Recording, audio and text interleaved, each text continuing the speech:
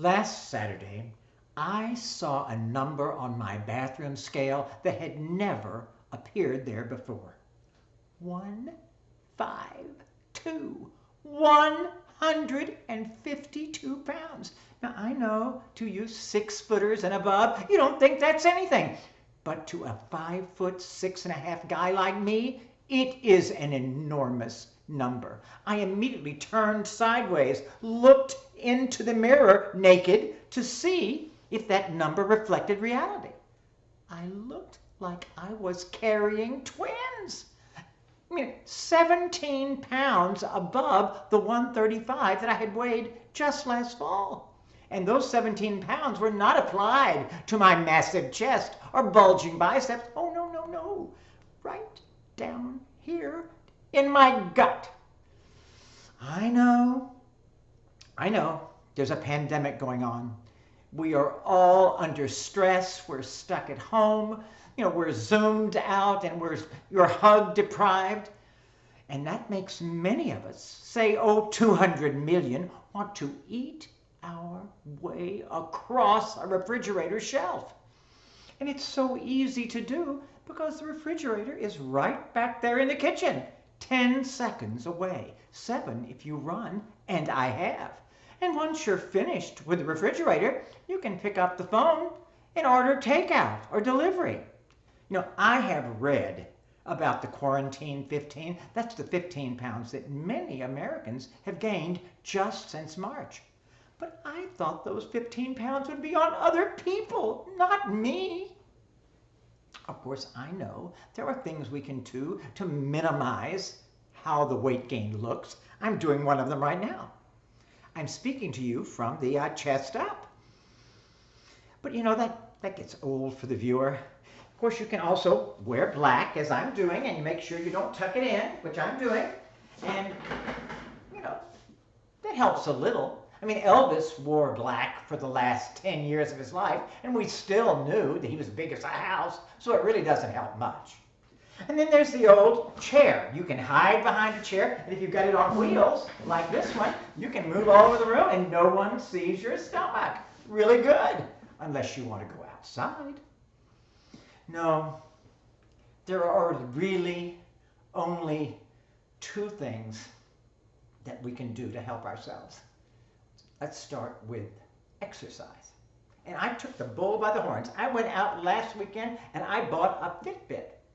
$149 plus tax. And I got home, I was really excited about it, and I opened the little instruction book and it said, you need to do 10,000 steps a day. 10,000. That is what Olympic athletes do. But I bought it, so I was gonna follow through. I walked that very first night, I walked a mile. I did a half mile to my friend's house, needed to rest, went in her backyard, sat down, had water, and then I walked a half mile back. 3,000 steps. That's all. But on the weekend, this last weekend, I walked 1 hour and 20 minutes. That's the most I had walked in decades. 7,000 steps. And I was so tired I had to waste the rest of the morning on the couch. So obviously, exercise is not going to do it for me. We're down to the big culprit: sugar and carbs.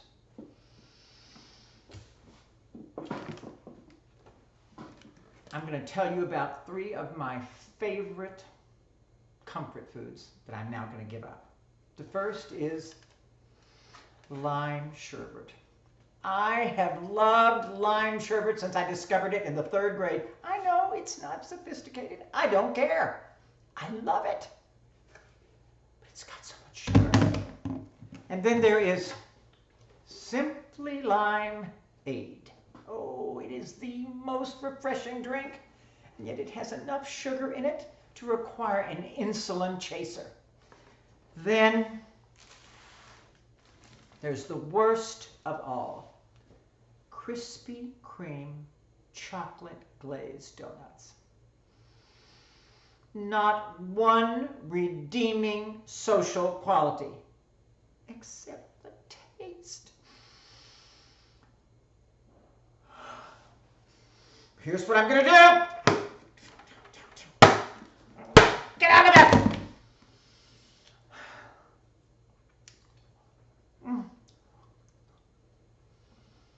Sorry about that. Do you see that commitment? I tell you right now, I'm telling the entire world, well, maybe not the entire world, but whoever's watching, maybe 20 people. I am telling you, I am going to lose those 17 pounds by Halloween. That's right. It's only 1.25 pounds a week. I can do it. And on November 1st, I am going to report back to you. I'm going to do another video, and I'm going to tell you whether I've lost the weight or not. Now, I know, as soon as I've said those words, there are some cynics in this audience. And you only have one question in your mind. When Jim finishes recording this video in a few seconds, is he going to stick his hand down in that trash can and get that donut or not? I am wondering that myself.